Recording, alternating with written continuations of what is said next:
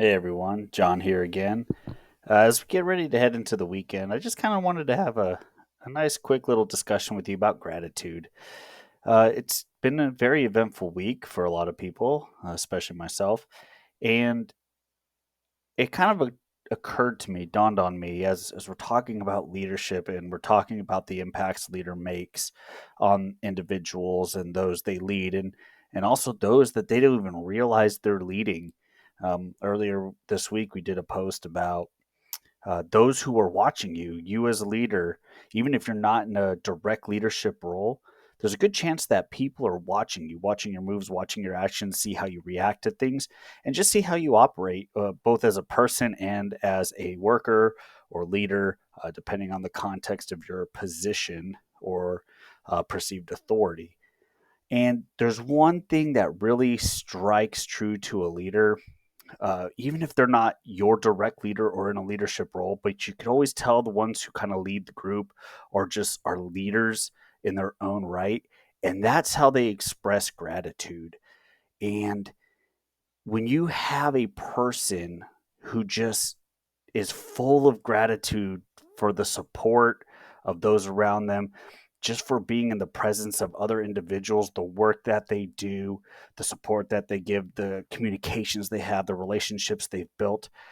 That true, genuine relationship really is infectious and it goes a long way. And we're talking about a good kind of infectious.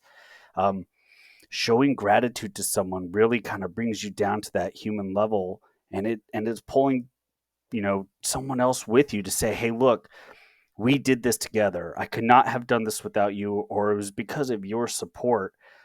We were able to do these great things, or I was able to do these great things, or this organization was able to do great things, whatever the case, whatever the context.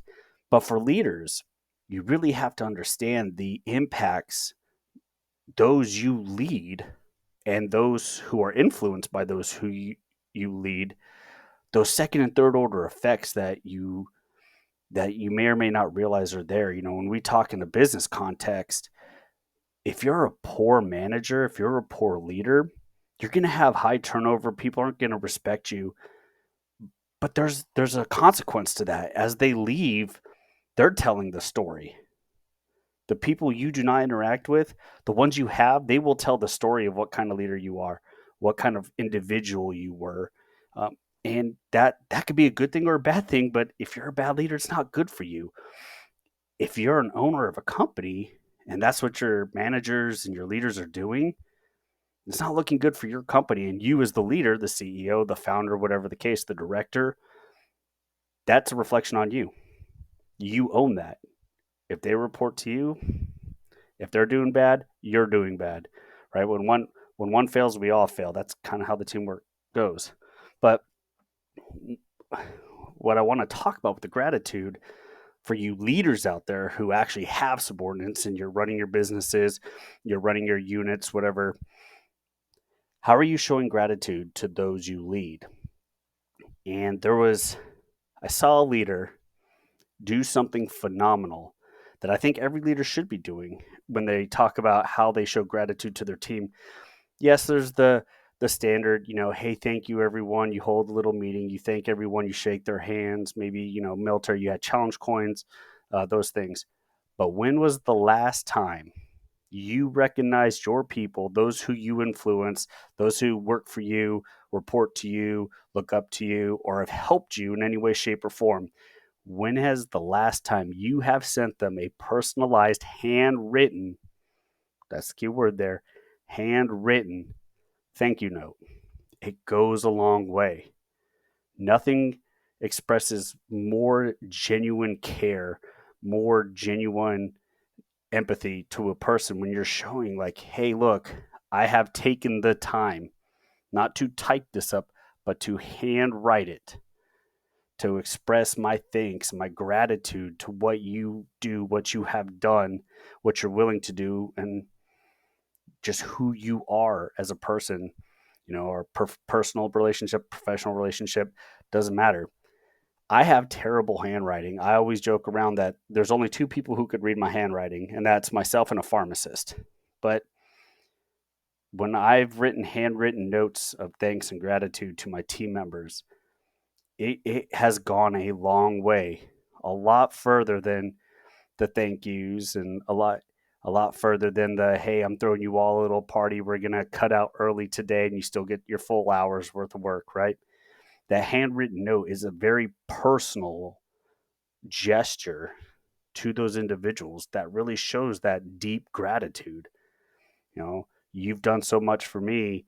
I'm taking the time to make this personal for you, right? And I've had people ask like, "Well, what's wrong with the typed up note where you signed?" Well, that's the problem. It's typed. How do I know that's not a copy paste from five other letters you wrote to other people? Right? When you take the time to handwrite something, you're actually really thinking about the contributions that individual has made, the relationship you have with that individual, the work that they do, and what you're thanking them for. It becomes personal, even in your writing style, even in how you address it, even the things you mention in there. Sure, I may have a team, we've all worked on the same project, achieving the same goals, but my thank you note to each of them is going to be different. I'm thanking them for the overall hard work they put in and the contributions they made. But because I know them as individuals and I know them for who they are because I lead them every day, those individual notes are going to be very personalized. So there's no way they could go across each other and have the same meaning and impact. And that's what really shows that care, that love and support for them.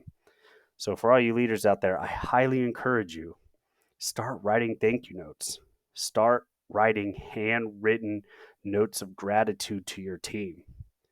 It will carry, it will go far. And I guarantee they're going to turn around. They'll be so thankful. They will give you so much gratitude, so much respect, and they're probably going to step up their game just for you because they're going to see what you're putting into them. When you invest in them, you're going to get dividends back in what they produce and how they invest in you and maybe your business or your organization.